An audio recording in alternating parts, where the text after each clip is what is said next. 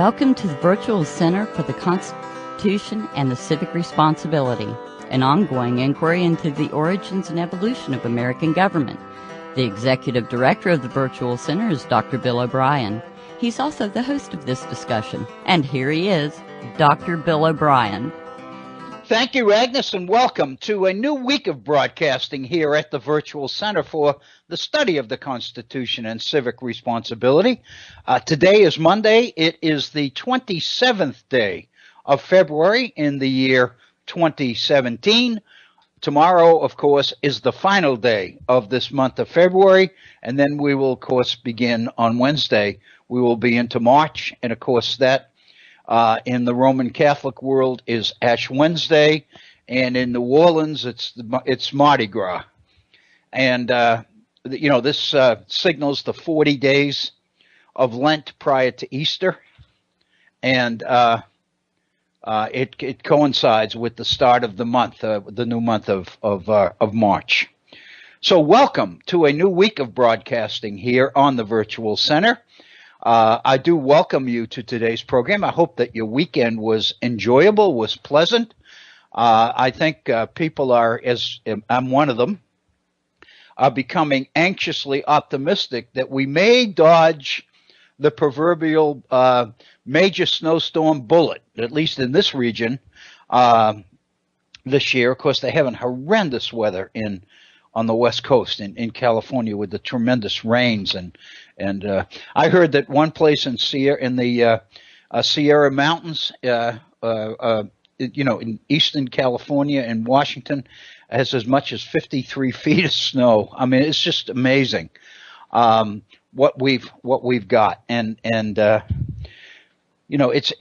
it's incredible. But here in the East, and especially in Appalachia, we've been very fortunate so far in that we've really dodged most of the major storms that have occurred around us. People are beginning to speculate a little bit as to what kind of a reaction we might have through the spring and summer.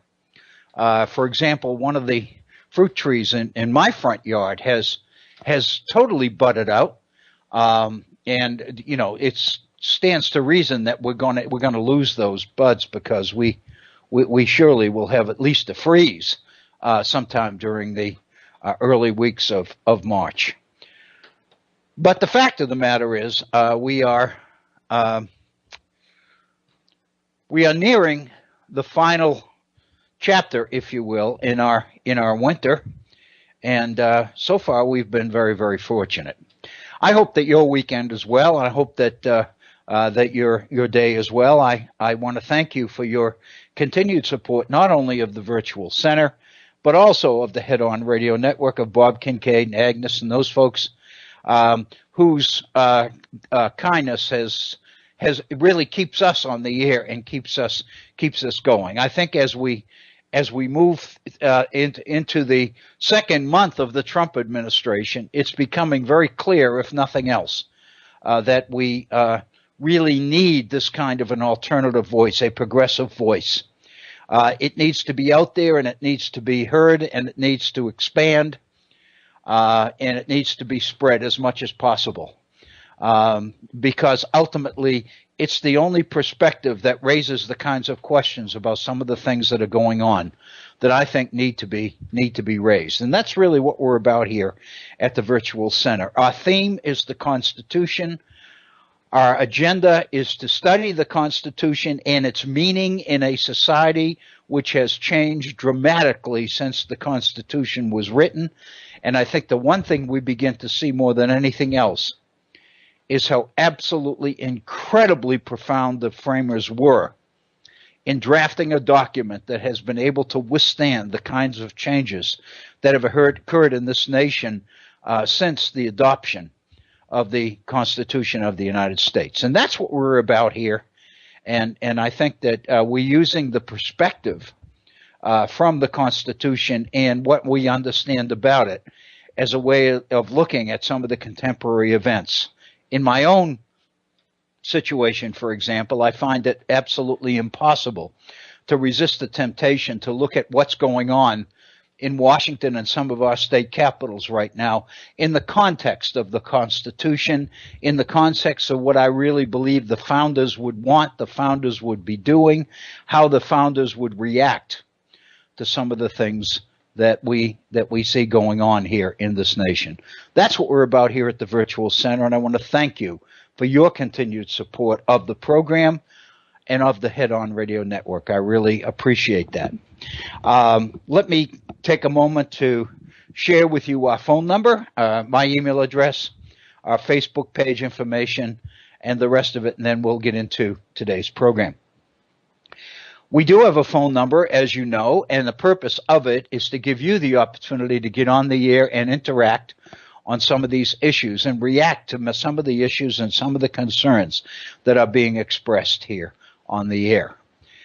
Our phone number is area code 304-663-4676. That's 304-663-4676.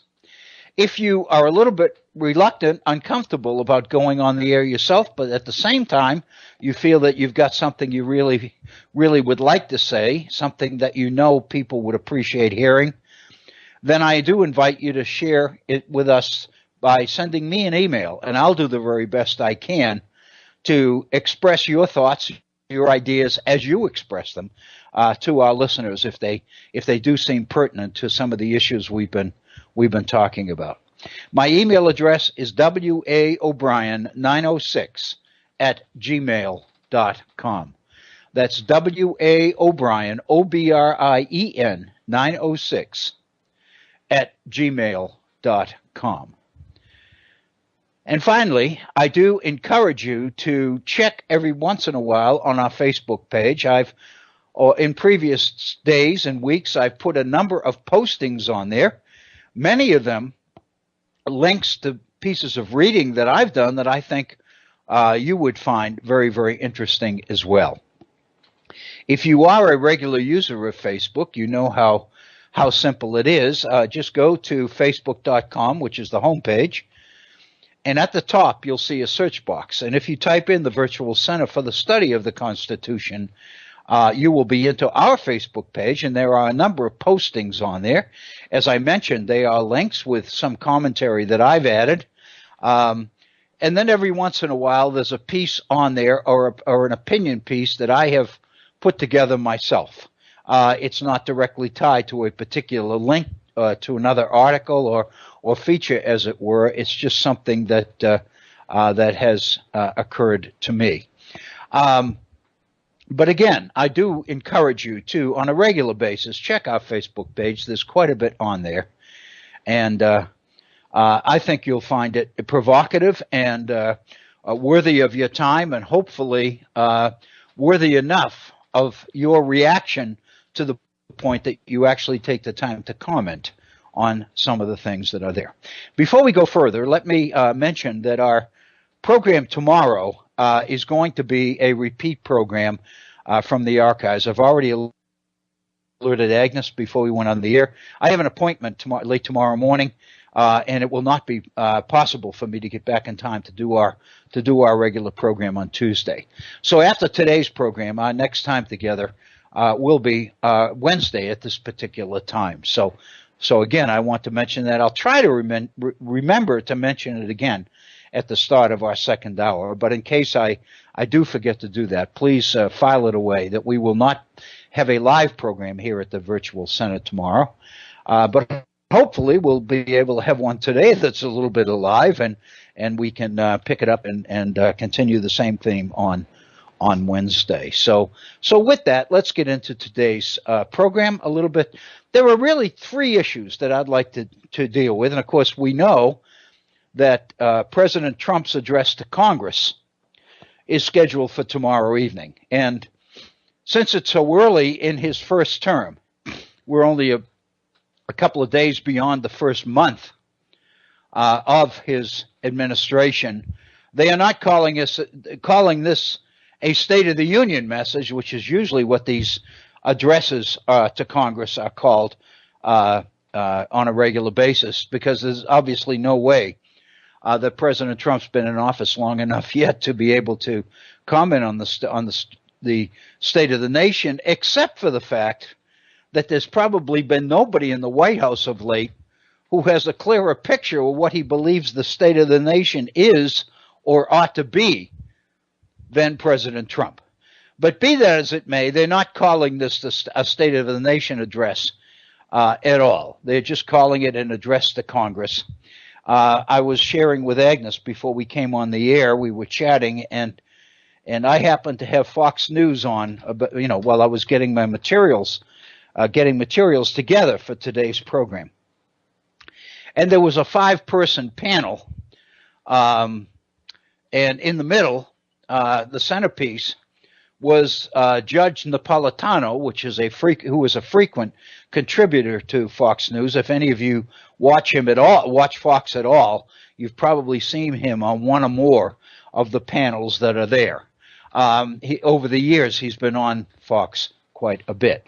Basically, the general theme of the discussion was how the Democrats are liable to respond tomorrow evening to the president's address to Congress. Will a significant number of them boycott tomorrow evening's address, as they did the president's inaugural? If you remember, more than 60 Democrats were visible by their absence at the president's inaugural address on January 20th. Will they heckle Mr. Trump? And of course, we know very well that those who heckle this particular president usually end up one way or the other in paying for it.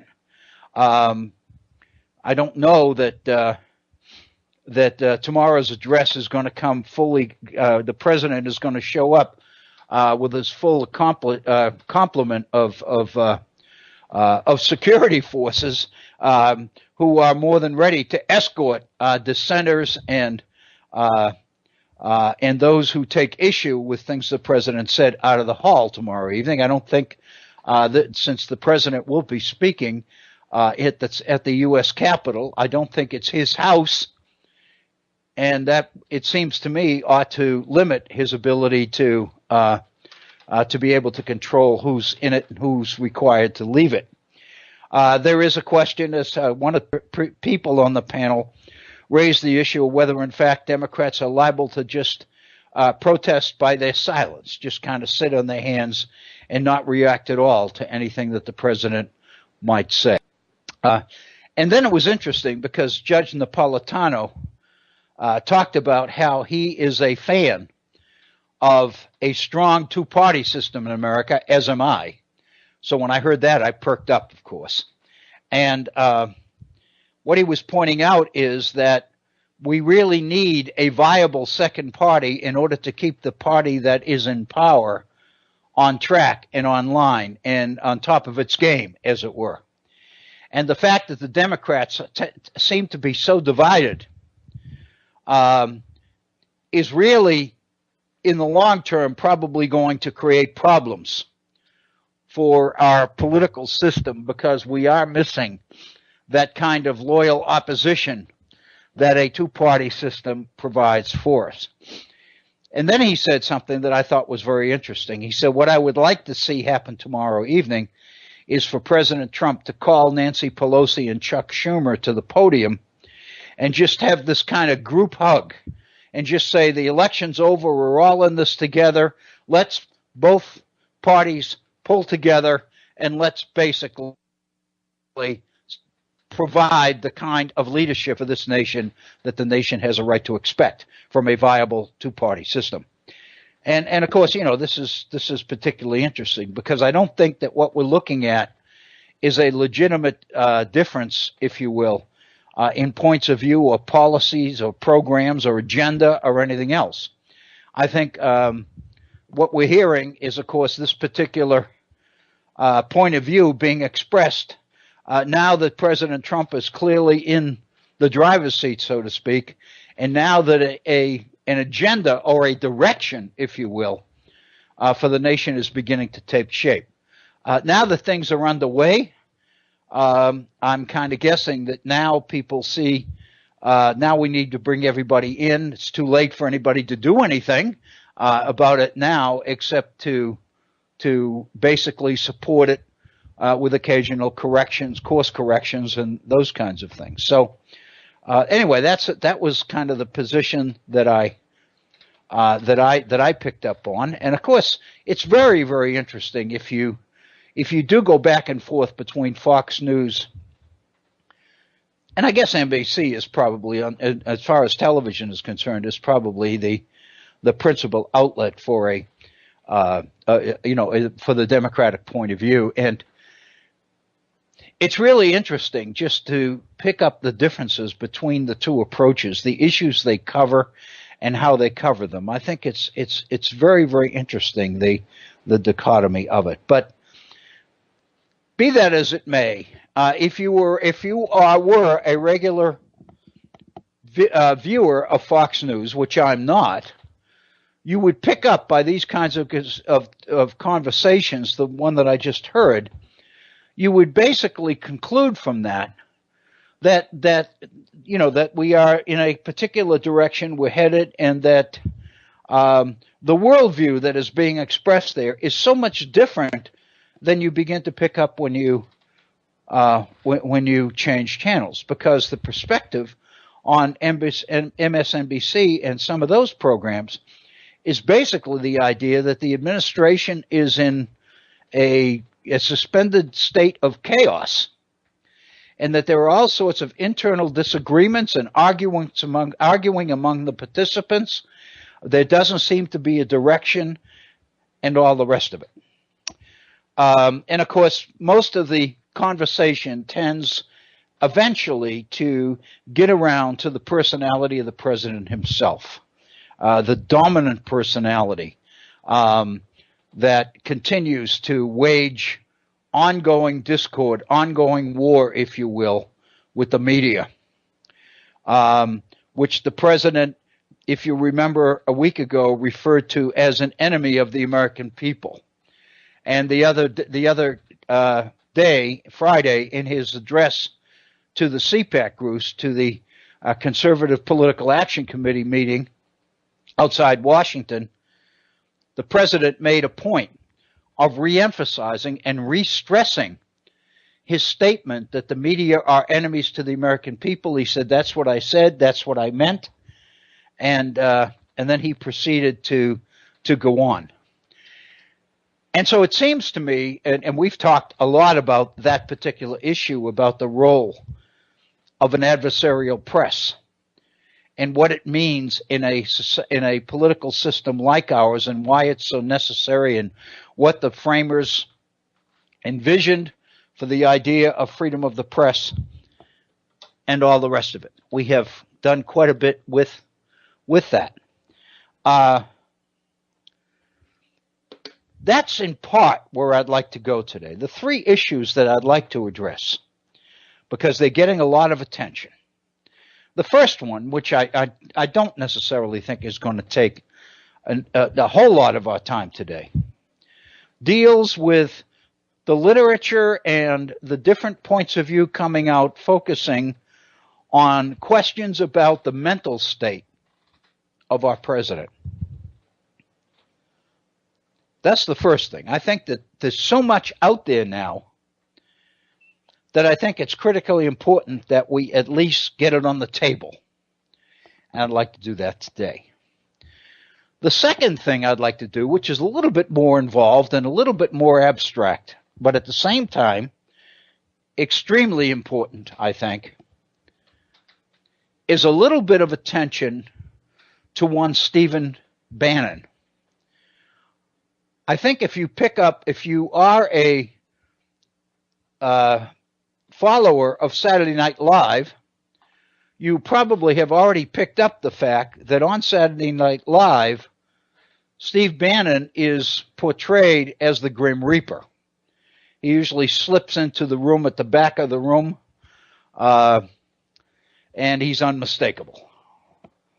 And I think that's because the general conclusion amongst a lot of people is that Stephen Bannon is kind of the power behind the throne. It's a little bit unclear because he doesn't say all that much, although last Thursday evening at the Conservative Political Action Committee conference, the CPAC conference, he did speak. He and Reince Priebus together came out and did a 20-minute presentation to that group. But beyond that appearance, we haven't really heard much from Stephen Bannon, and rather what we've done is speculate as to the degree of influence that he seems to have over the direction of policy development in terms of the White House, and guessing as to where he thinks he's going and what he thinks he's about. And a lot of this has become extremely abstract and extremely volatile because we really haven't known. But the fact of the matter is, some materials are beginning to emerge, which gives us a little clearer picture of what Stephen Bannon is all about, where he thinks the nation is going, where he thinks this administration ought to go, and the realities of the influence, even in this early period of the Trump administration, that he has been able to gain and exercise over the president. If there's anybody that we could say has the president's ear at the moment, it is Stephen Bannon.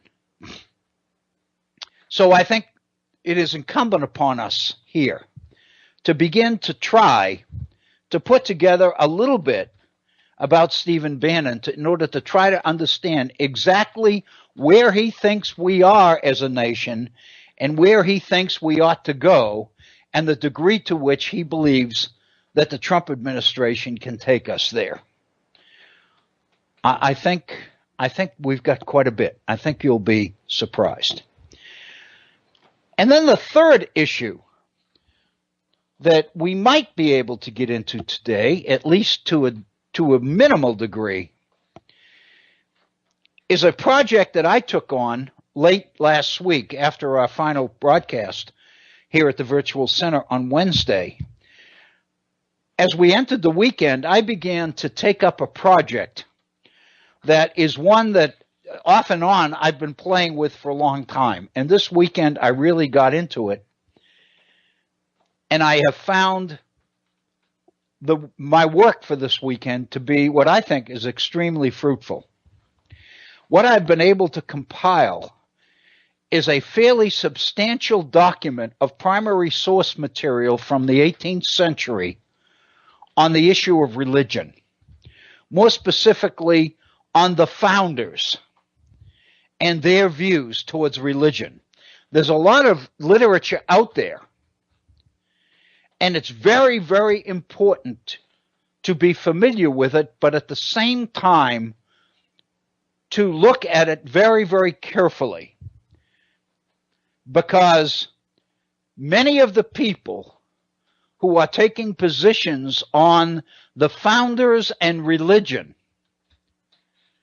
are people with an agenda, whether they be Christians who are trying to impose a point of view on the founders which may not exactly be there, or whether in fact they are those who are trying to argue that the only way to understand the early history of our nation is to look at it without consideration at all of the issue of religion.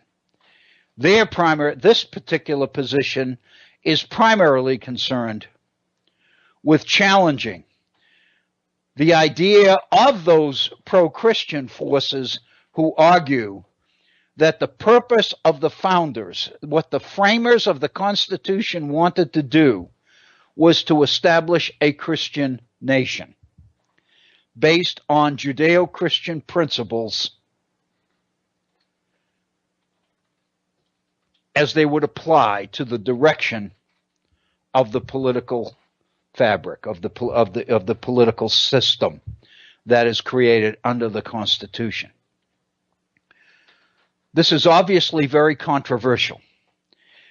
I guess, and I did mention this in one of our programs last week, I think probably the thing that spurred me to this weekend more than anything else was a piece of news that came out of our own West Virginia legislature during its 60-day session. Our legislature is currently moving toward the midpoint of a 60-day legislative session. And one of the pieces of legislation that has been introduced in the House last week is a piece of legislation that, if passed, when passed, will make the Bible, the Holy Bible, the official book of the state of West Virginia. In other words, establishing a link, a connection between the political system as it unfolds in this state and the Bible, going in a direction and taking that direction further than the founders would ever have supported us going. That was really the question that I think was probably most on my mind this weekend as I began to pour through some of the primary material I was able to get my hands on. What I ended up with was a fairly healthy collection of primary source materials from various members of the founding generation that gives us a pretty good handle, I think, on what the founders thought about religion, where they were and where they were not. And my thinking is that we may be able to establish a fairly solid foundation on an issue which really seems to scream for such a foundation. I think that this issue has become so extremely volatile. It's an emotional issue. It affects different people differently. And depending on who you talk to, that's the presentation you're going to get. The result, obviously, is that there are sources, there are indications which would seem to suggest that the founders didn't all come together on the same page on this particular issue at all. So that's the issue that I'd like to deal with, I'd like to address. I think that's one that we'll be pursuing in future programs. It's not one that we can obviously nail down absolutely definitively in one program. But I think we can begin.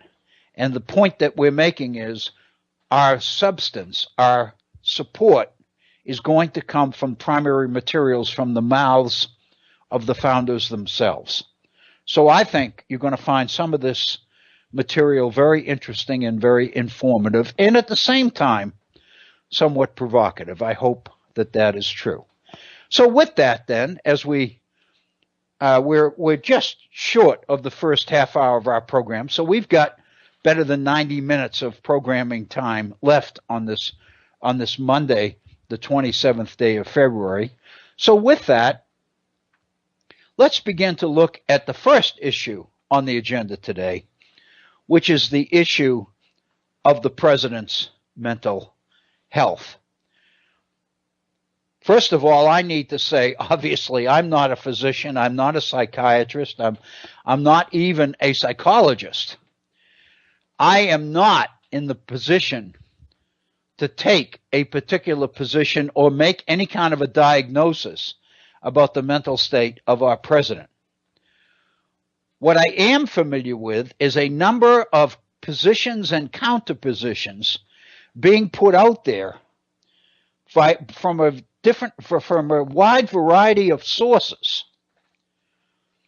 And I think what we can say definitively, and what I can say definitively without getting myself into trouble, is that the mere fact that there's so much on this particular subject out there of late, that the issue itself has become a viable topic for conflict, for controversy, for discussion. I don't think we're creating any kind of a conspiracy situation at all. I don't think we can be accused of creating something that isn't there already. I think rather what we're doing is acknowledging the reality of something that has become very real. Some time ago, I personally saw, I think it was probably 2 weeks ago, or a week ago Friday night, on the Bill Maher program on HBO, Senator Al Franken, senator from Minnesota, who appeared on the Bill Maher program, and basically, the program is on HBO, it's called Real Time, and raised the serious questions about the president's mental health. The question, of course, is the president mentally ill? Al Franken raised this question with Bill Maher. He said that there were a number of his Republican colleagues who were silently behind the scenes, raising great questions and expressing, quote, great concern about the president's temperament, and that there's a range in what they'll say. Some will say that he's not right mentally. Some are even harsher than that, Franken said.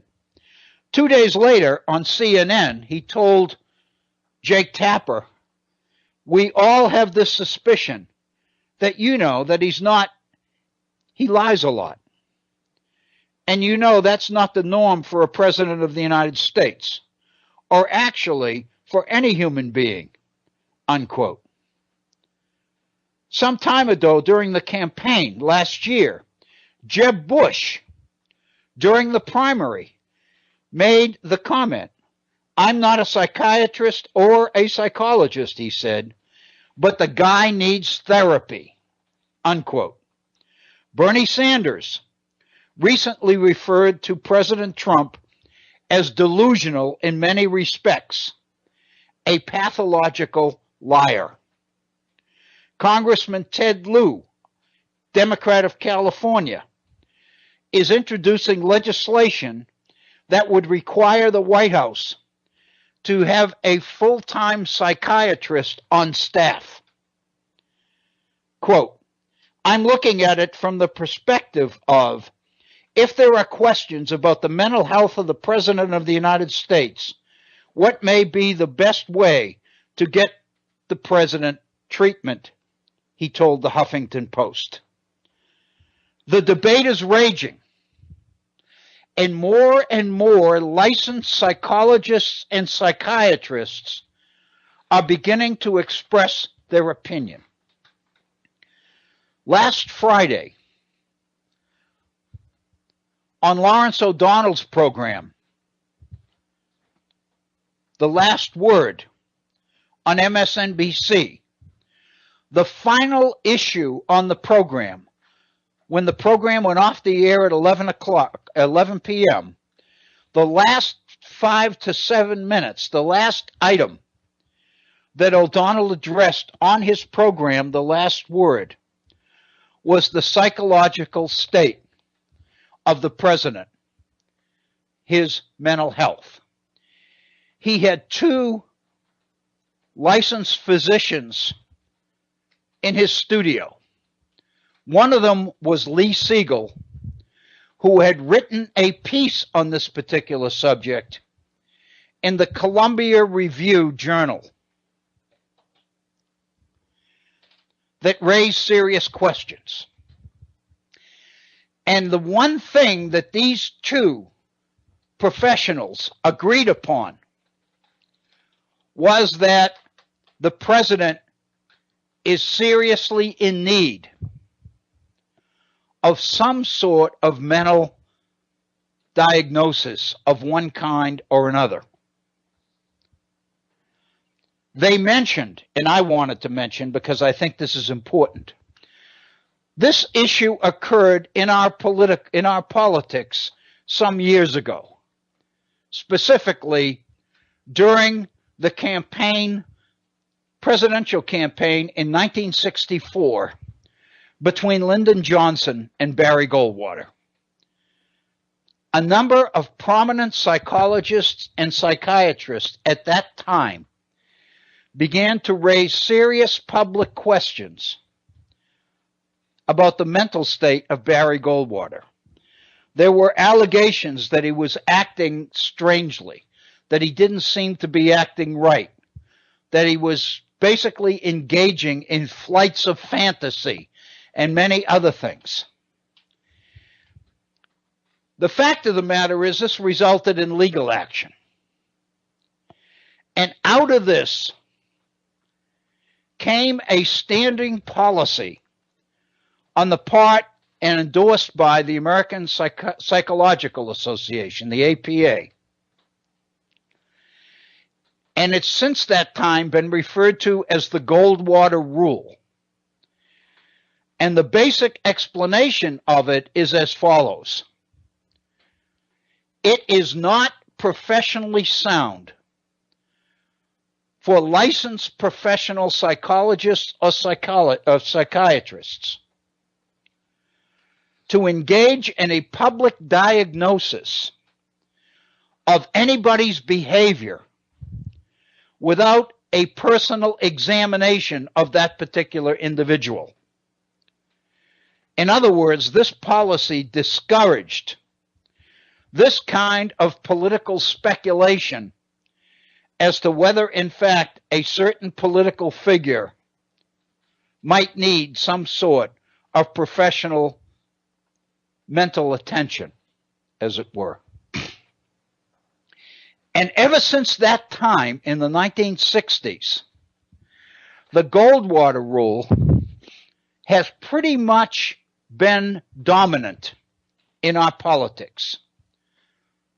Practicing psychologists and psychiatrists have shied away from making any kind of public statements or anything that looked like a professional diagnosis on any behavior of a public figure.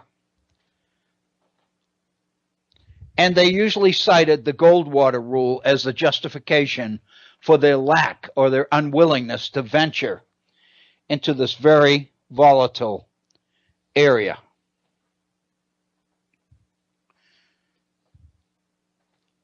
On the Lawrence O'Donnell program at the end of last week, the Goldwater Rule came up. And the general consensus on that particular program amongst the professionals that were there is that the Goldwater Rule needs to be looked at rather carefully. There are certain nuances which one must be aware of. The example that they used was an example of a crowded railroad car.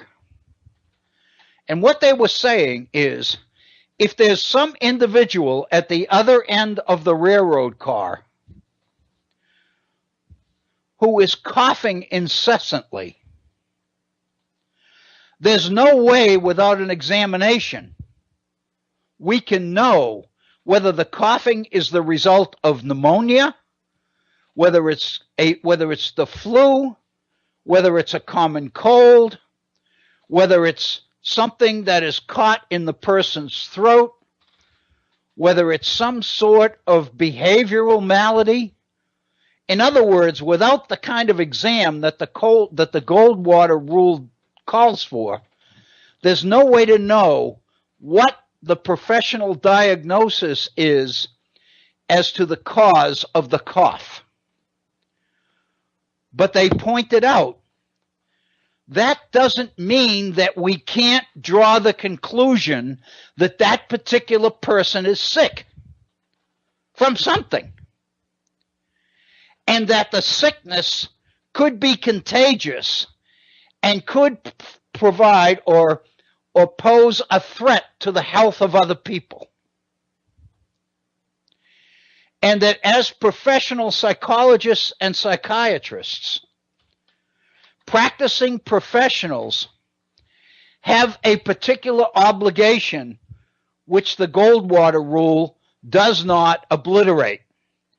If somebody is sick, if somebody is behaving in ways which suggest that there's something wrong, something that is clearly not normal, something that might pose a threat to the health and good and well-being of other people, then as professionals, these people have a responsibility to issue a public warning. Granted, they don't have the ability or the expertise to know exactly what's causing the behavior. But there's enough that is visible for them to conclude that there's aberrant behavior going on and that it could pose a serious threat to the well-being of other people. And the fact of the matter is, if you're talking about the mental well-being of the President of the United States, then you're clearly talking about somebody whose aberrant behavior could negatively affect other people. Realizing, for example, that this president potentially has his finger on the nuclear button at all times. So if there are things becoming visible in the president's behavior that might pose a threat to the security of the people of the United States, then practicing professionals have an obligation to say something. So what they've basically done then is redefine the Goldwater rule into a much more precise set of meanings, which lead them to conclude that the existence of the Goldwater rule does not violate or does not obliterate or remove the professional responsibilities of medical professionals to the society in which they live. And so basically what they were arguing and what they agreed upon was that this president is and continues to exhibit behavior which raises serious questions related to his mental state potentially, and that the situation warrants some sort of professional diagnosis. But the reality is that the privileged privacy of such a diagnosis would mean that even if the president did receive a professional mental examination,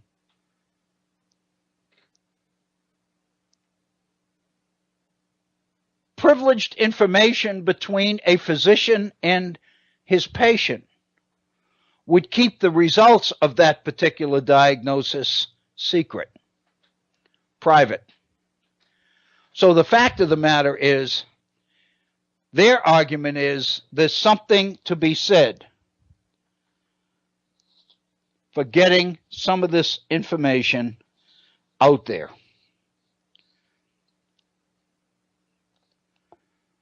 With this, let me share just a couple of things that have gone on of late in this particular area.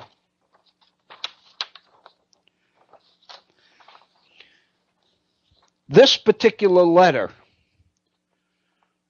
was printed by Charles Blau in the New York Times on February 9th. The letter appeared in the New York Times on February 13th. And it deals with the mental health of the president. It is a letter to the editor of the New York Times, and it is signed by two professionals, Lance Dotis and Joseph Schachter. Dr. Dotis is a retired assistant clinical professor of psychology at Harvard Medical School. Dr. Schachter is former chairman of the Committee on Research Proposals at the International Psychoanalytic Association. This letter was also signed by 33 other psychologists, psychiatrists, and social workers.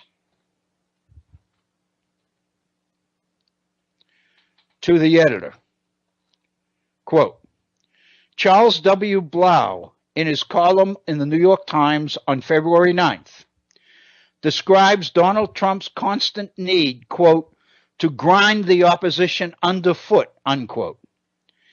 As mental health professionals, we share Mr. Blau's concern.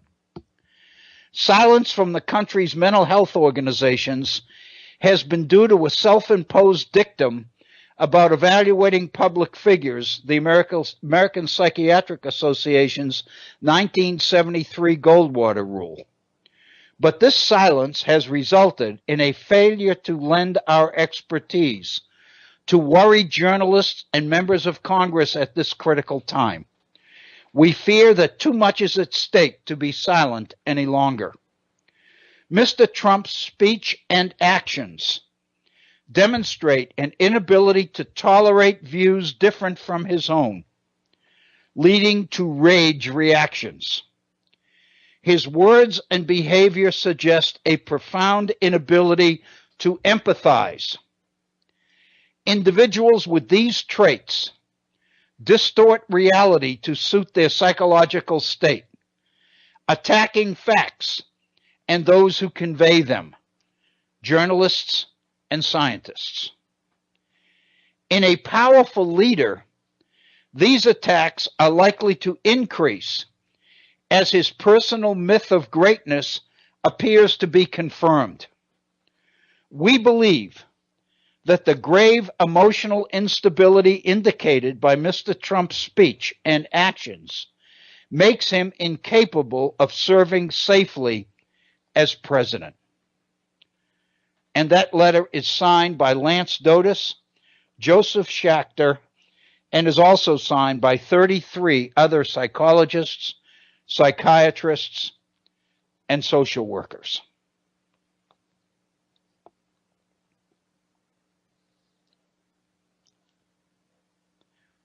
It's also important to mention that other professionals in this field began to dispute these particular actions. One of them is from an emeritus psychologist at Duke University School of Medicine named Alan Francis. He read the letter and decided to respond. He said it was not only incorrect to diagnose Mr. Trump as mentally ill, but that it was irresponsible and insulting to those who have already been diagnosed with mental illness. In other words, by suggesting that there's mental illness associated with the president's behavior, you are really doing a disservice to those who have already been so diagnosed.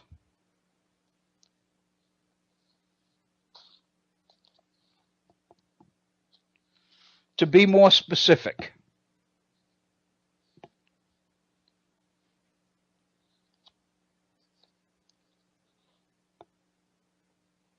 on the 17th of December, on the 17th of, this was the 17th of December 2016. This was before President Trump's inauguration. The question of Donald Trump's mental illness came up. It was signed by 3 professors of psychiatry, and it was a letter to President Obama about Mr. Trump's medical and neuropsychiatric evaluation. This particular letter was written by Drs. Herman, Dr. Gartel, and Dr. Mosbacher. Judith Herman, professor of psychology at Harvard Medical School, Nanette Gartrell, MD, Associate Clinical Professor of Psychology, University of California, San Francisco, and Dr. D. Mosbacher, MD, PhD.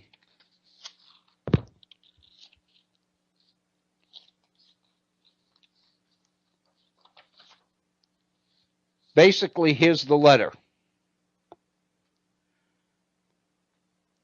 It addresses what is called Donald Trump's alleged narcissistic personality disorder. Virtually every mental health professional I have interviewed told me that they believed with 100% certainty that Mr. Trump satisfied the DSM criteria of this incurable illness, and that as a result he is a serious danger to the country and the world. Here's the letter, dated November 29th, 2016. Dear President Obama, we are writing to express our grave concern regarding the mental stability of our president-elect. Professional standards do not permit us to venture a diagnosis for a public figure whom we have not evaluated personally. Nevertheless, his widely reported symptoms of mental instability, including grandiosity, impulsivity, hypersensitivity to slights or criticism, and an apparent inability to distinguish between fantasy and reality, lead us to question his fitness for the immense responsibilities of the office. We strongly recommend that, in preparation for assuming these responsibilities, he receive a full medical and neuropsychiatric evaluation by an impartial team of investigators.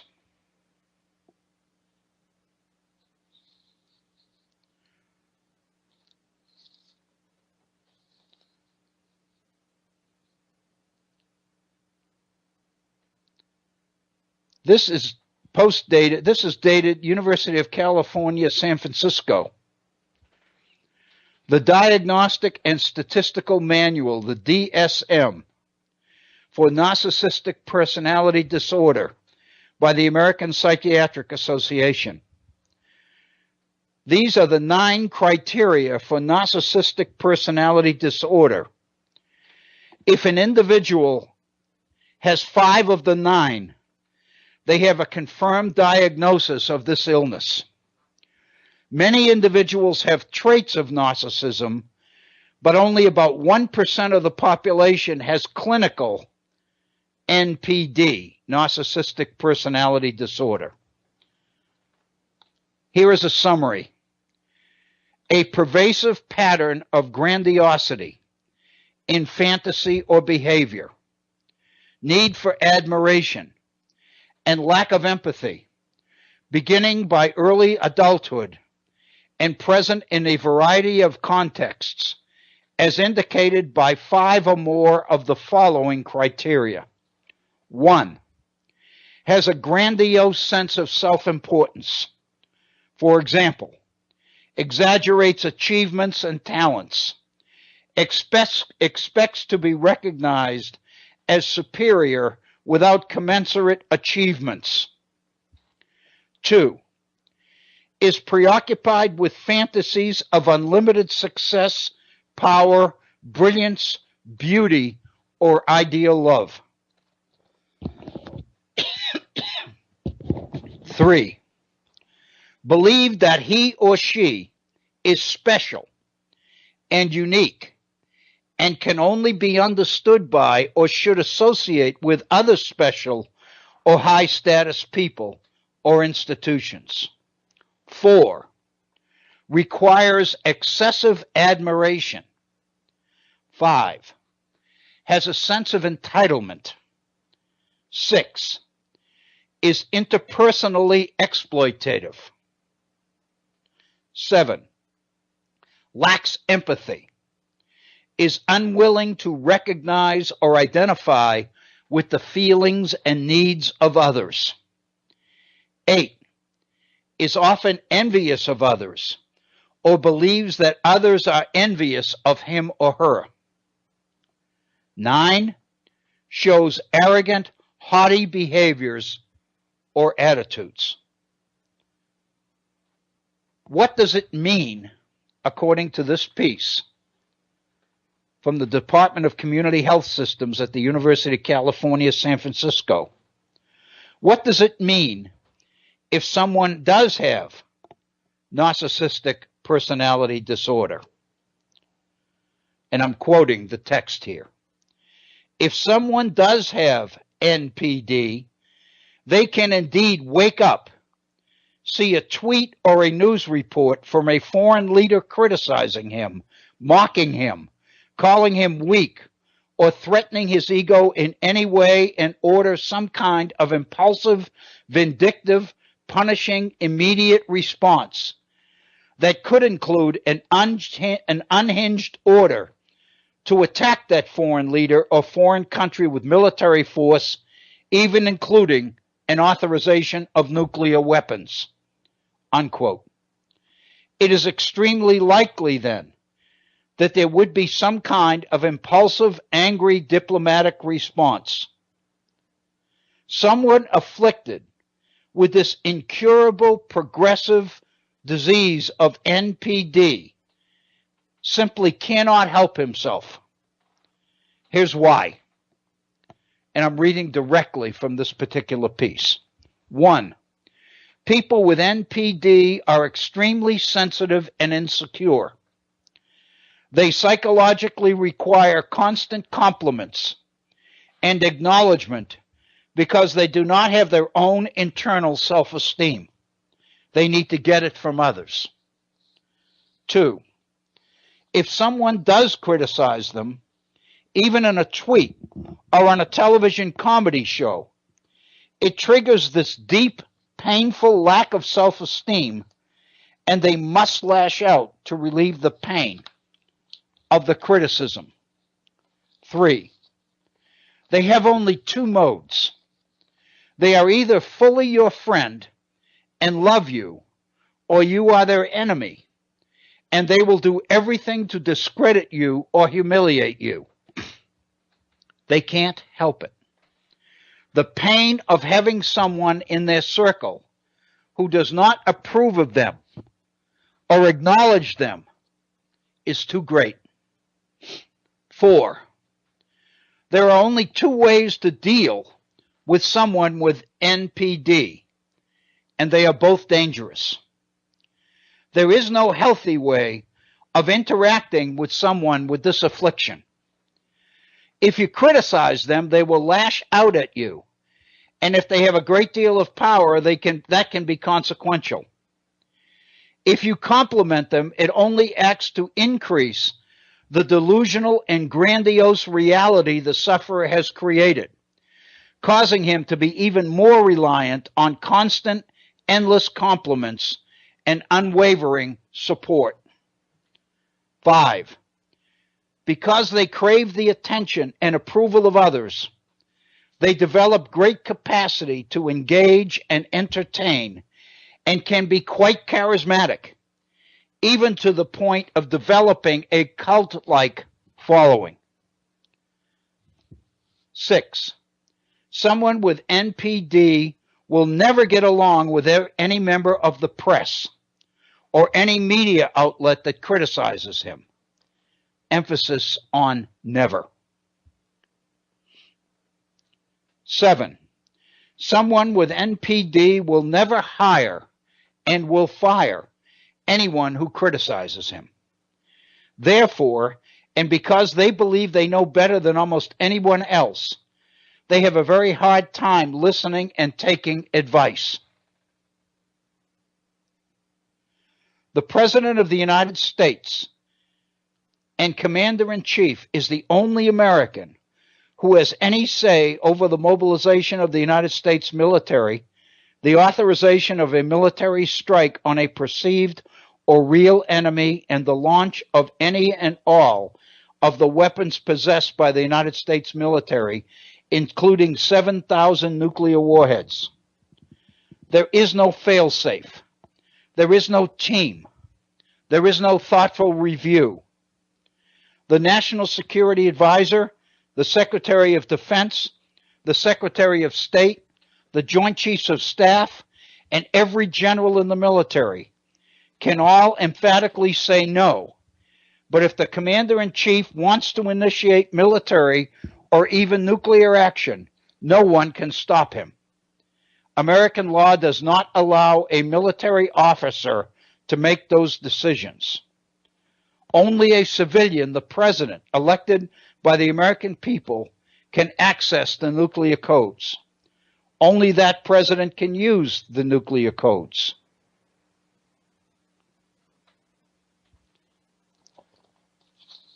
And that's the issue that we are dealing with. As I mentioned earlier, there are some professionals who raise serious questions about these public diagnostic issues being raised by practicing professionals and by clinical psychologists. One of them is Richard Friedman, F-R-I-E-D-M-A-N.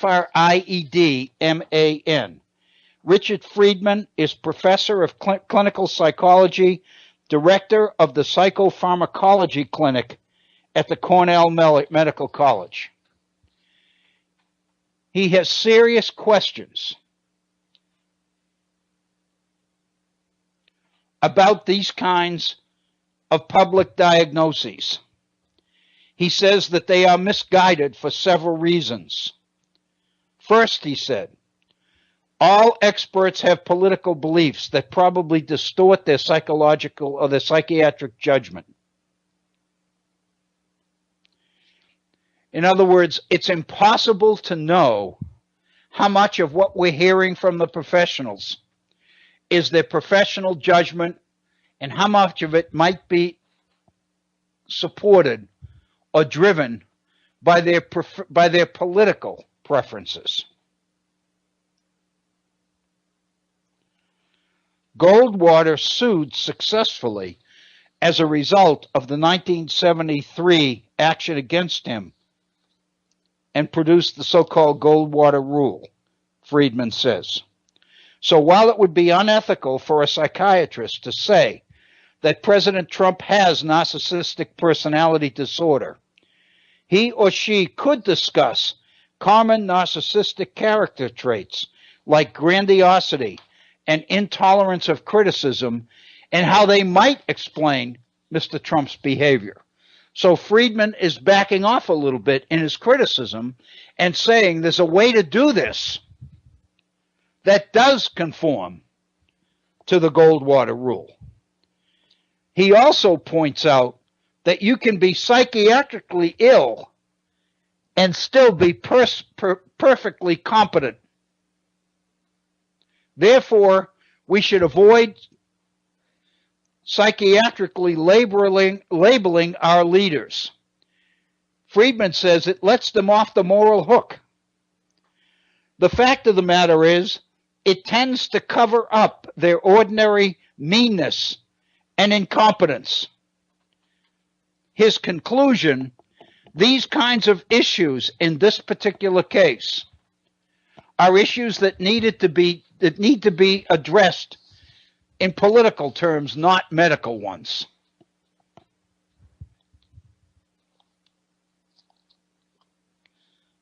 One time, this is personal, before I came back to West Virginia in the early 90s, I had a very good friend in Richmond, Virginia, who was a recovering alcoholic. He was quite elderly at the time I met him. Basically, I met him because he reacted to a column that I had written in the Richmond newspapers. And he basically was so emotionally connected with what I had written about, I can't even remember the article, the piece that I had written, that he contacted me. I gave him a number. He called, we talked on the phone for a while, and we actually set up a luncheon meeting so we could go into this in some detail. And he and I became pretty close acquaintances over the next couple of months. And what I learned was that he was a recovering alcoholic. And he was very, very concerned about those people in the medical profession, especially social workers, who were inclined to assign alcoholism as some sort of a mental illness, some sort of an addiction, some sort of a mental problem. His belief was that if a person is an alcoholic and we basically make the case that alcoholism is a disease, then we're really letting the offender off the hook, because the offender can use the diagnosis as an illness in order to rationalize or justify alcoholic behavior. His argument is that this becomes a convenient out for the addicted and that we shouldn't provide it.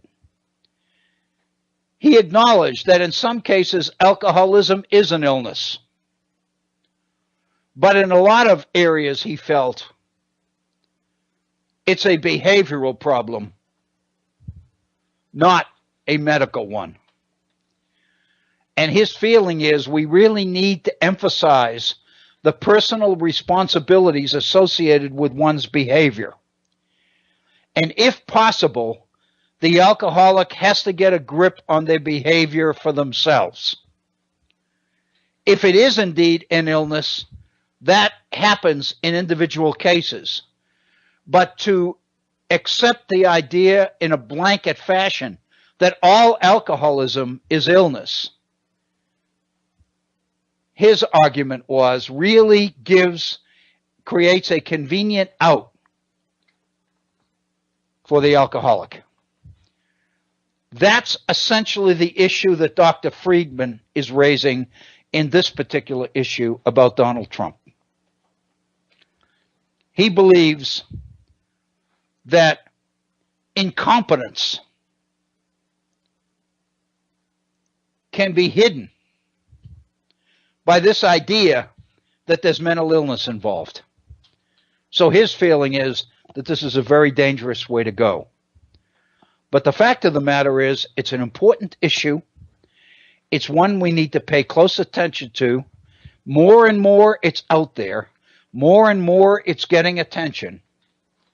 And I think all of us would be well informed or well taken to pay very, very close attention to it. We've gone a little bit beyond the top of the hour on that particular issue. We're actually at 8 minutes after the hour. We're going to pause and take a 5-minute break. We'll be right back. We still have pretty much 45 minutes of program time left in today's program here at the Virtual Center. So please stay with us. We're going to pause for a 5-minute break, and we'll be right back. Thank you.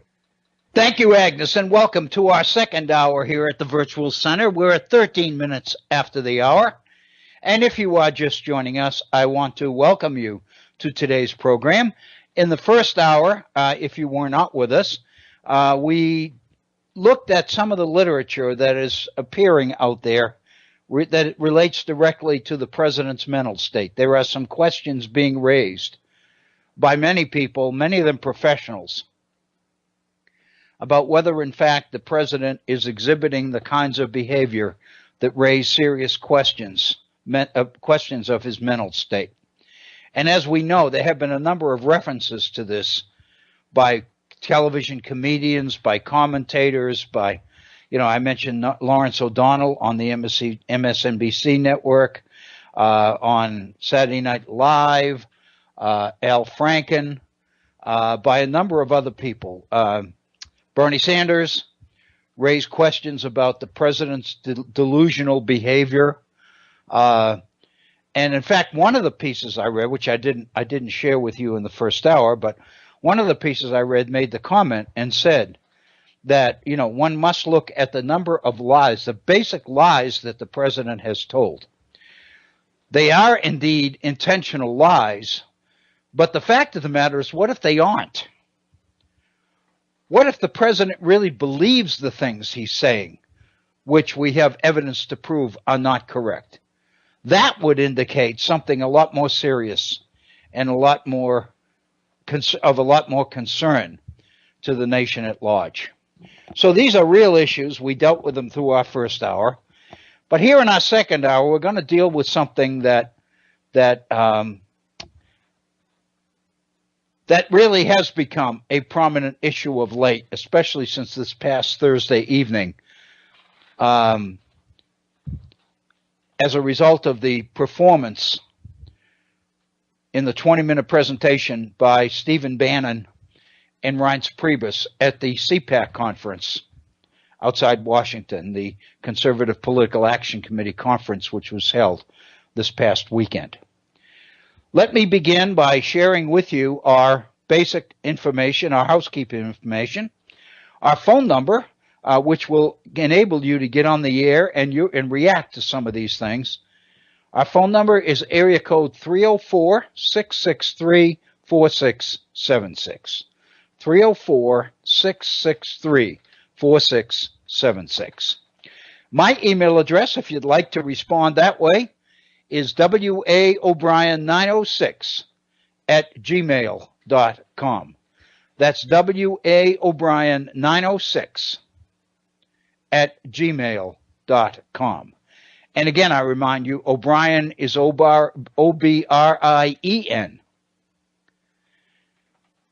And finally, I do recommend to you our Facebook page. There are a number of postings there, many of them controversial, most of them dealing with issues that we've addressed here at the Virtual Center. I think it's a pretty good compendium of some of the major issues we've dealt with in our most recent programs. So I really call your attention to our Facebook page if you haven't already looked at it, and I know that a number of you have, and I appreciate you doing that. Also, let me remind you that we will not be doing a live program here at the Virtual Center tomorrow. Turns out that I have an appointment tomorrow, late tomorrow morning, which is out of town, and no way will I be able to get back in time to do our program tomorrow. So we will have a pre-recorded program tomorrow, and then we'll be back live with you here at the Virtual Center on Wednesday. And I hope you'll be, able to join us for that particular program. What I'd like to do during this second hour, and I don't know how far we'll get, hopefully we'll be able to deal with most of it,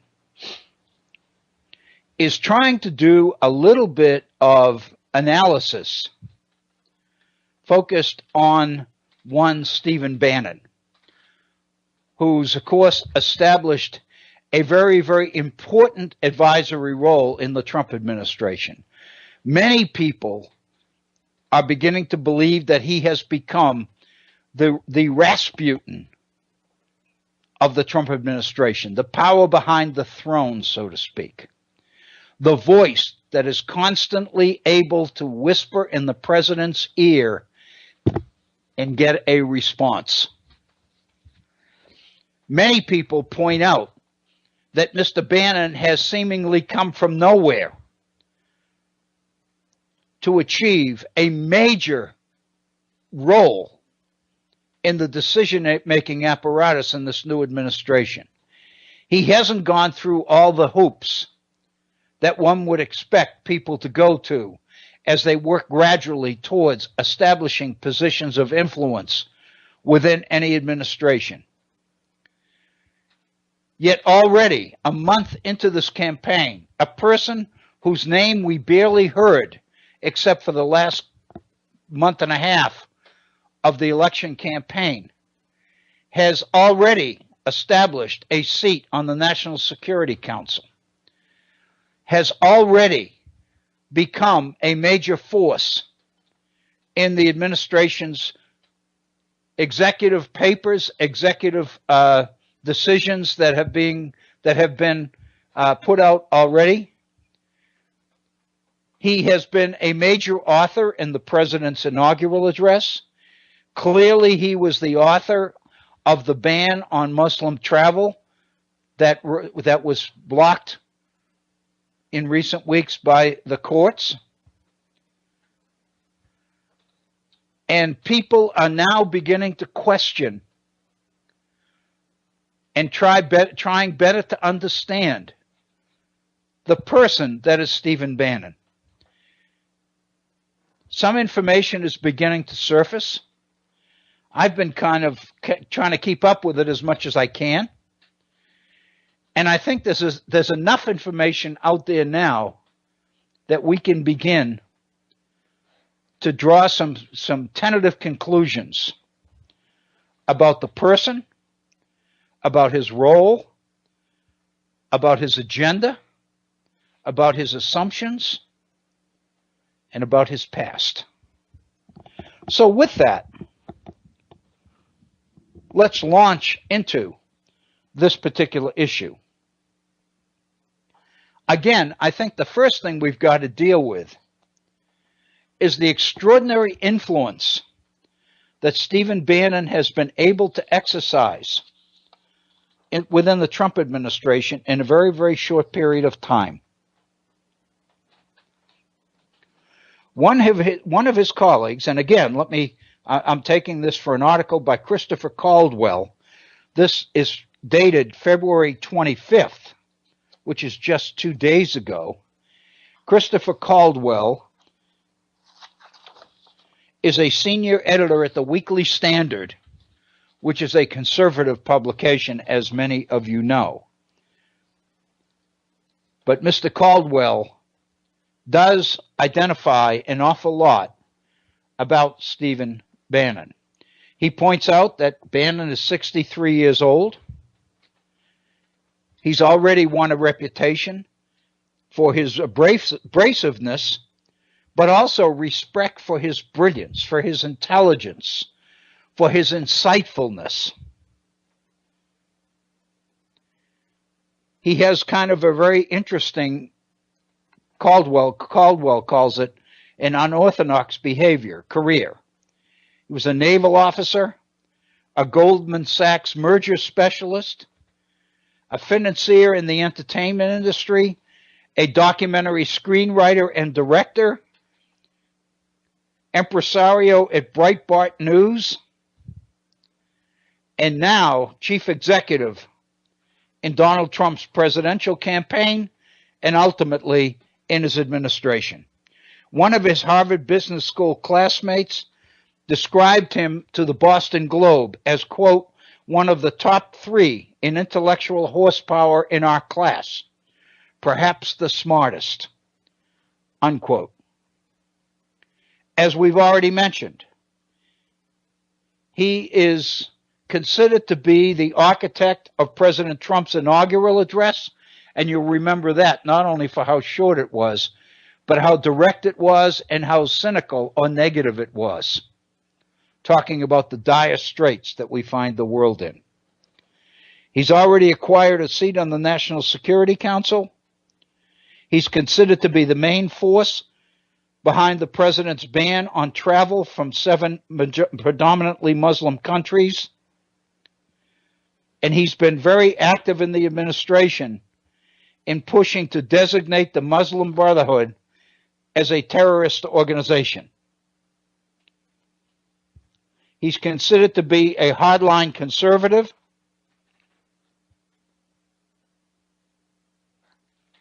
And more often than not, many of the things that are being said about him are conjecture with little substance behind them. One of the things that I found very interesting, for example, was a statement about Bannon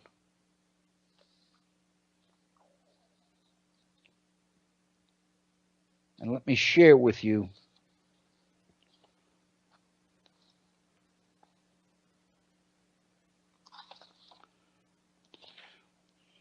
last summer, a very prominent American historian, Ronald Radosh, and I believe Professor Radosh is at the University of Washington in Seattle, if I'm not mistaken, or at least he was. He made a comment. He had one conversation with Stephen Bannon some years ago, and Radosh reports that in that conversation, Bannon described himself as a Leninist who wanted to, quote, bring everything crashing down, unquote. This is the kind of comment that seems to color what most people believe about Bannon.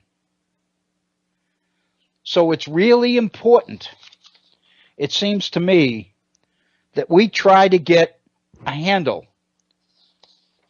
on exactly what this man is about, given the fact that he has such an inordinate interest and influence on our president. Last Thursday, we really gained the most public information yet about Stephen Bannon when he appeared with Reince Priebus, and they talked about their relationship.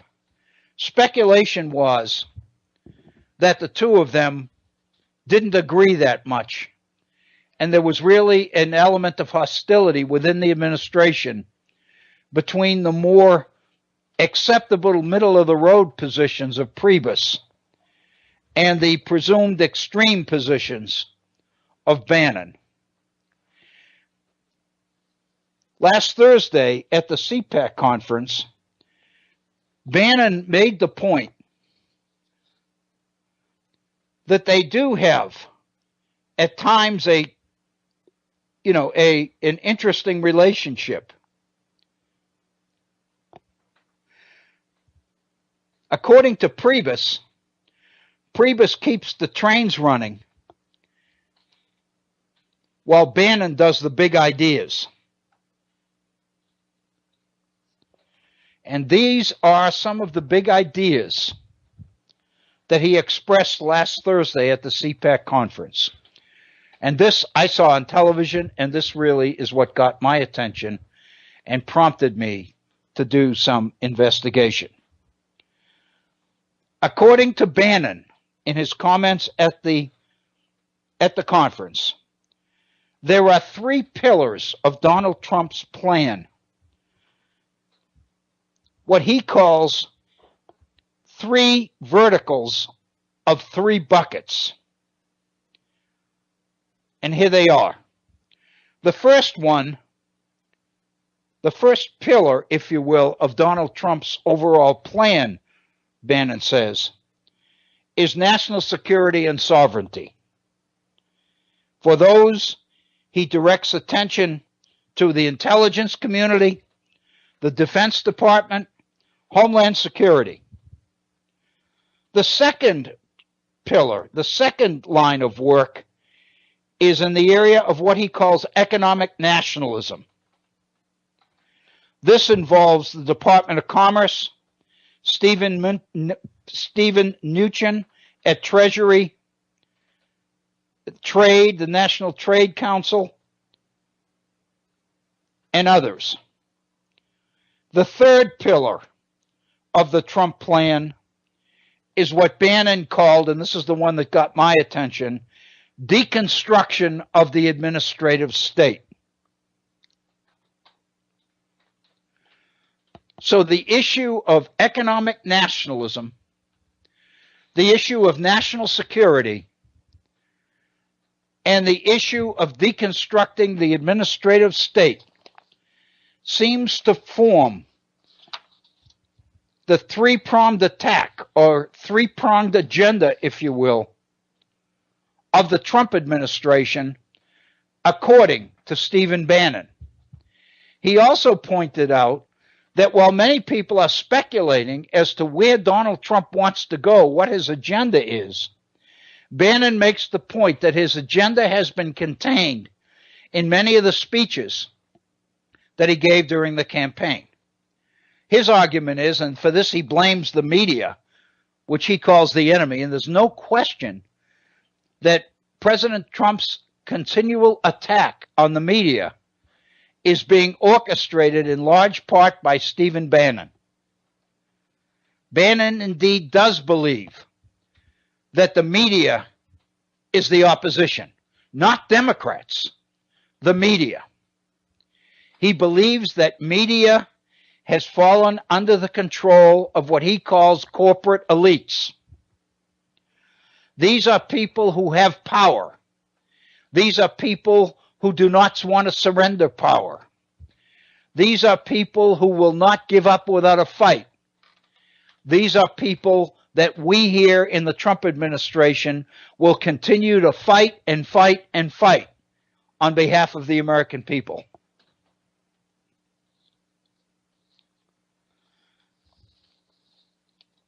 He says basically the media is the opposition party, and it's only going to get worse. Quote, they're corporate globalist media that are adamantly opposed to the economic nationalist agenda that Donald Trump has. Here's why it's going to get worse. Because he's going to continue to press his agenda. And as economic conditions get better, as more jobs get better, they're going to continue to fight. If you think they're going to give you your country back without a fight, you're sadly mistaken. Every day it's going to be a fight, and that's what I'm proudest about, Donald Trump. As far as deconstruction of the administrative state, the third pillar in Bannon's program, Bannon talks about a new political order that is being created. He says it's still being formed. But if you look at the wide degree of opinions in this room, and of course he's talking to the Conservative Political Action Committee when he talks about in this room, he says whether you're a populist, whether you're a limited government conservative, whether you're a libertarian, whether you're an economic nationalist, we have wide and sometimes divergent opinions, but I think we agree on the central core of what we believe, that we're a nation with an economy. We are not an economy that is located in some global marketplace with open borders. We're a nation with a culture and a reason for being. And I think that's what unites us. And I think that's what's going to unite this movement going forward. What becomes very clear in Bannon's comments is that there is a plan, there is an agenda, and that Bannon is extremely ideological. He believes that he has been given the authority to lead this entire nation in a direction and toward a set of outcomes that he personally believes in and believes will be to the benefit of the whole country. He is using the power of Trump and the power of the Trump administration to implement his agenda. He becomes extremely important because of that influence, because of the ability he has acquired to carry out and fulfill his agenda. Under any other political circumstance that I can think of, anybody that is driven by the kind of ideological intent that drives Stephen Bannon would be something that all people would be alert to. That's why I think this particular hour here at the Virtual Center becomes so important. We've got to figure out what's making Bannon tick, because Bannon's agenda, at least at this point, has become Trump's agenda. And Donald Trump is using his political influence and power, his ability to instantaneously communicate with more than 20 million American citizens, his ability to circumvent the regular checks and balances on which our political system is created, his ability to do end runs around Congress, his ability to operate independently of the leadership in both the House and the Senate, even though they are in the same party that he is. It's very clear that what they have chosen to do is sit back and let Trump do his thing. Because in doing his thing, however messy it is, he's implementing programs and policies that these Republican leaders have long wanted to see implemented in this country. In a sense, they are getting what they wanted. They're getting it with a lot of baggage they didn't expect and may not understand. But so far, they're more than willing to sit back and give Trump his head, which means give Bannon his head. In effect, until we find out otherwise, it seems to me, we have to conclude that the direction that this administration is taking the nation in is the direction that exists only in the head of Stephen Bannon. We've got to try to figure out what that is. We've got to try to understand it because it's happening to us.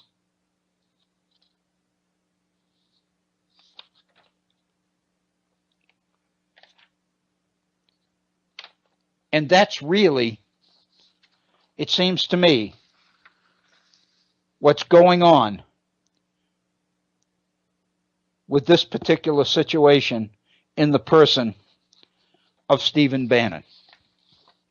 Let's dwell for a couple of moments on some of the issues that Bannon has raised. This issue of economic nationalism, for example. This issue that we are an economy with a culture and a reason for being. We are a nation with a purpose.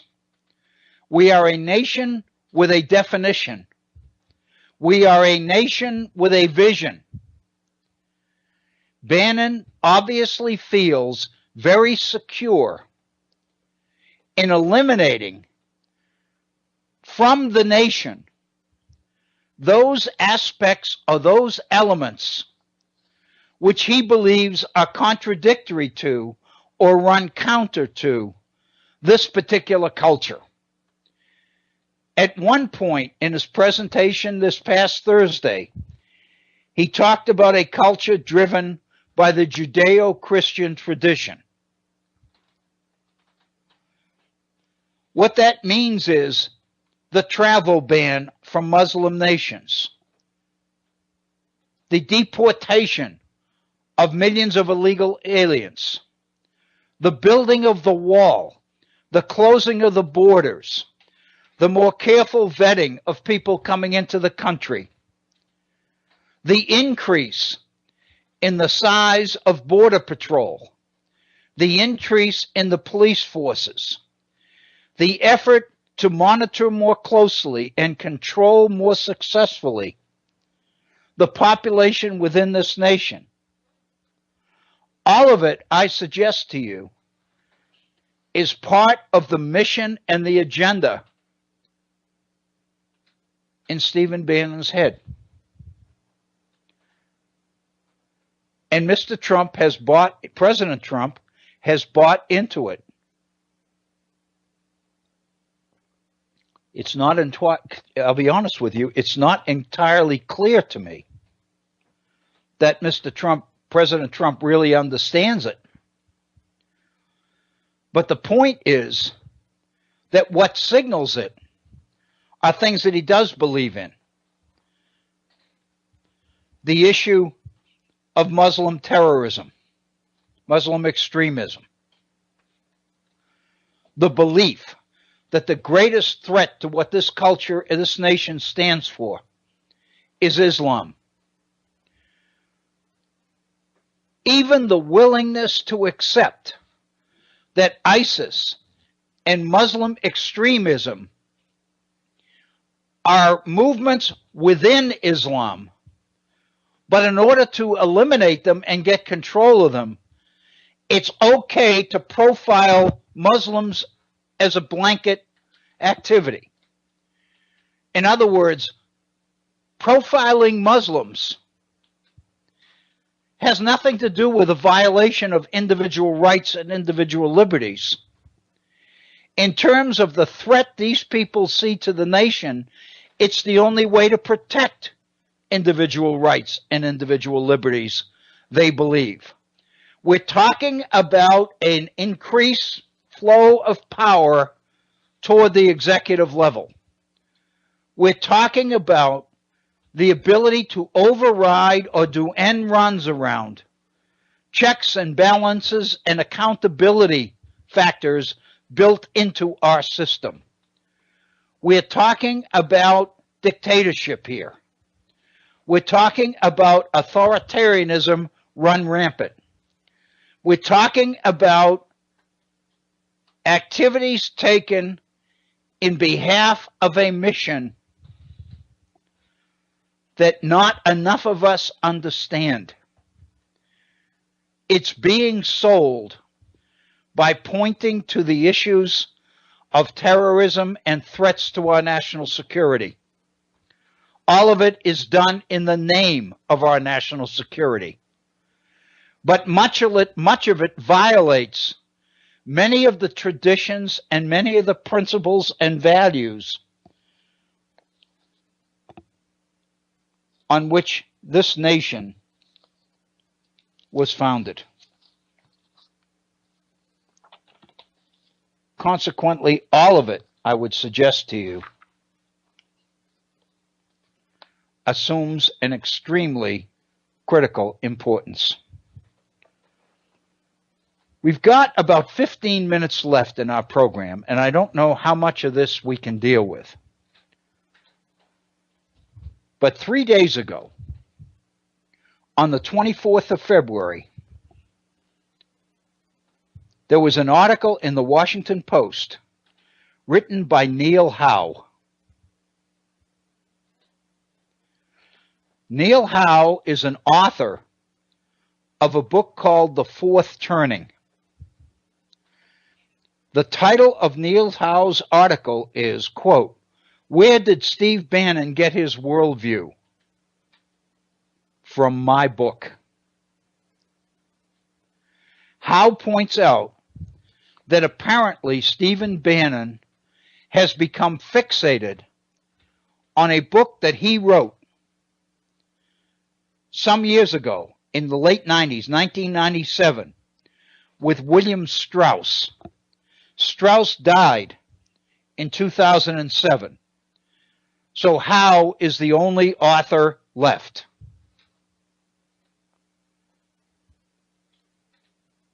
And then Howe spends his article in the Washington Post explaining the thesis of his book, The Fourth Turning. What makes this as important as it is because there's absolutely no question that this is the agenda that is at the bottom of what Stephen Bannon is about.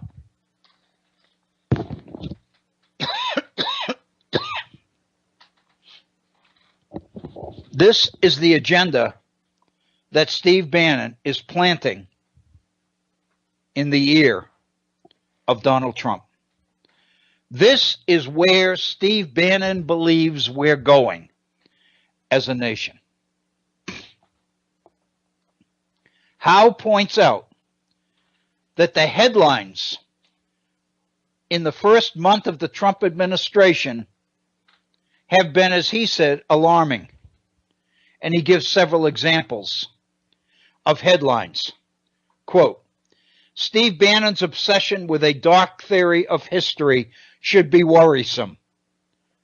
This is from a publication called Business Insider.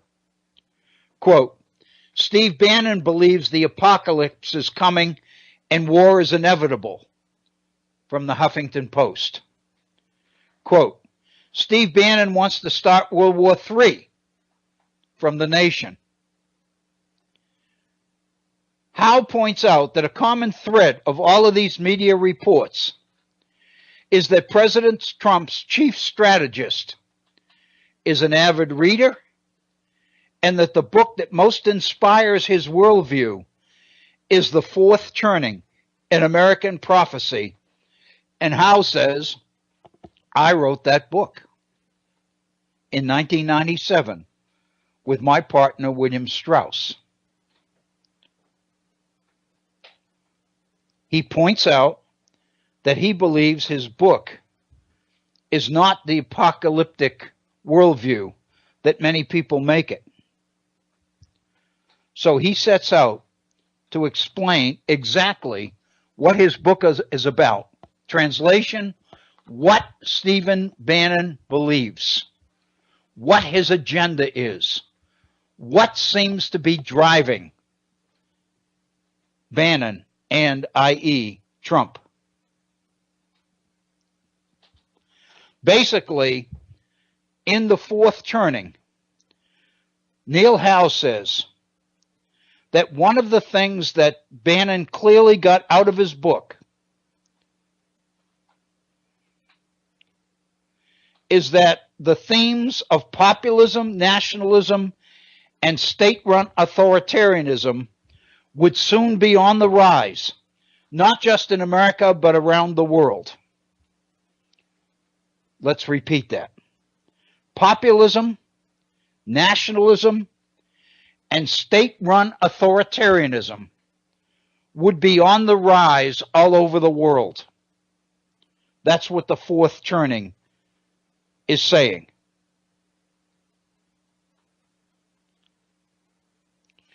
He says a reason for the rising interest in this book goes even beyond ideology.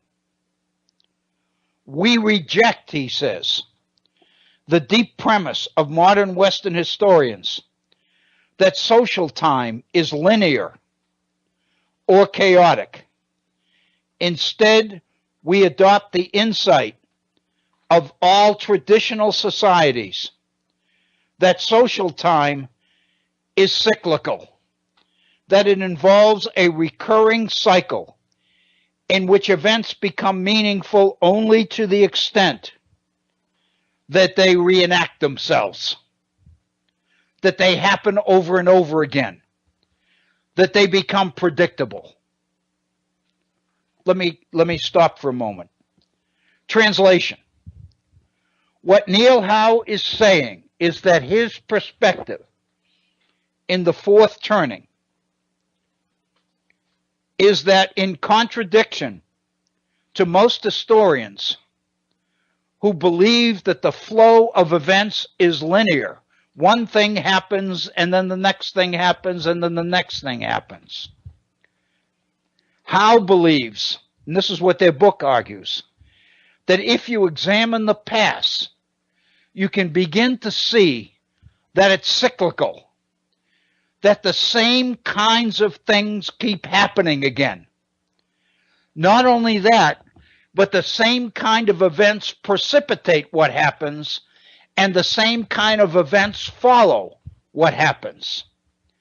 In other words, there's a pattern, a recognizable, easy to define, easy to detect, and easy to predict pattern that governs the flow of history in the world. Indeed, he doesn't say this, but we could say that indeed he believes that history repeats itself, the old adage that we hear so frequently. His argument is that indeed it does. He says that all traditional societies believe this, that what we see as change is change within a very predictable set of circumstances. We move from this to that to the next thing, but they are the same this, that, and the next thing that have happened before over and over again. He calls this cycle for the four turnings. Each turning lasts about 20 years, the length of a generation. So what he's predicting then, or what he's saying, is that the entire cycle, which includes four parts of about 20 years each, spans 80 to 90 years. Every 80 to 90 years, the pattern repeats itself from beginning to end. Each part of it follows the same part that existed before, and each part of it will be followed by the same set of circumstances that followed it before. He says, think of these in the way that you think about recurring seasons, starting with spring and entering with winter. In every turning, a new generation is born, and each older generation ages into the next phase of its life. The first turning, the beginning stage of the cycle of 20 years or so, is what he calls a high. It obviously comes after a crisis, which is the fourth stage of the previous turning. So the fourth turning is the fourth stage of an 80-year cycle, which repeats itself over and over again. And the fourth turning he defines as crisis.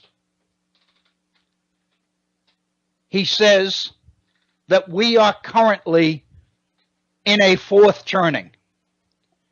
That fourth turning began with a recession in 2008. And it will probably extend through the 20s, the 2020s, and not end until about 2030. Therefore, he says, we are in crisis. And it's going to lead, after about 2030, into the next cycle, which will be stage one, the high, which comes after the crisis. He says, in a high, institutions are strong. Individualism is weak. Society is confident about where it wants to go, even if many people in it feel stifled because of the conformity associated with it. He says, for example, think back to the end of World War II, to the American high that occurred after the end of World War II. In the administrations of Truman, Eisenhower, and John F. Kennedy, reaching for the moon is a classic example. These are evidences of the post-war high that America experienced after World War II. That high was followed by the second turning, which is what he calls an awakening. Institutions are attacked in the name of higher principles and deeper values. He's talking about the demonstrations and the ideological violence associated with the 1960s, when radicals, predominantly on campuses, began to attack our institutions, attack our foreign policy, attack capitalism.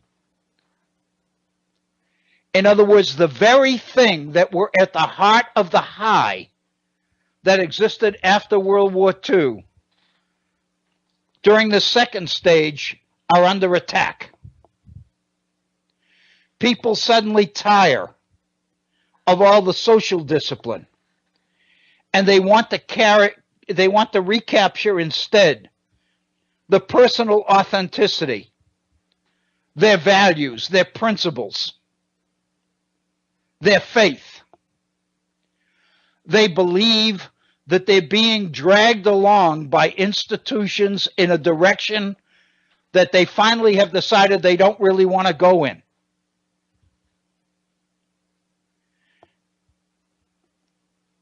It becomes young people leading the cry.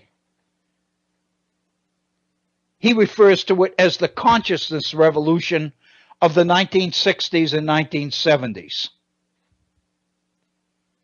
A throwback to Americans' tradition of great awakenings going all the way back to the colonial period, where people begin to feel that the real essence of what America is about is what it does for individuals, for their values and their principles and their future and all the rest of it. And this idea of social conformity and emphasis on community, on the idea of conformity and all the rest of it, is a mistake.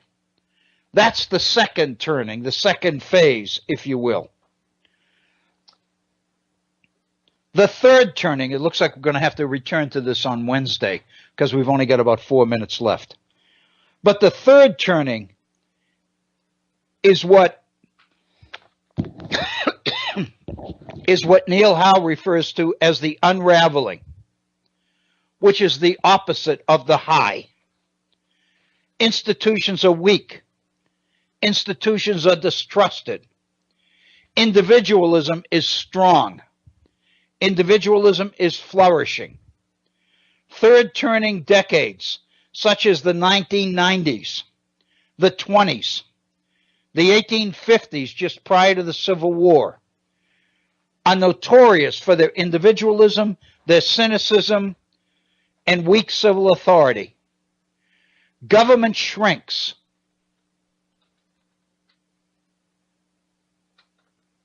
All of this is a stage which is a prelude to the fourth turning, which is crisis. The crisis period, the fourth turning.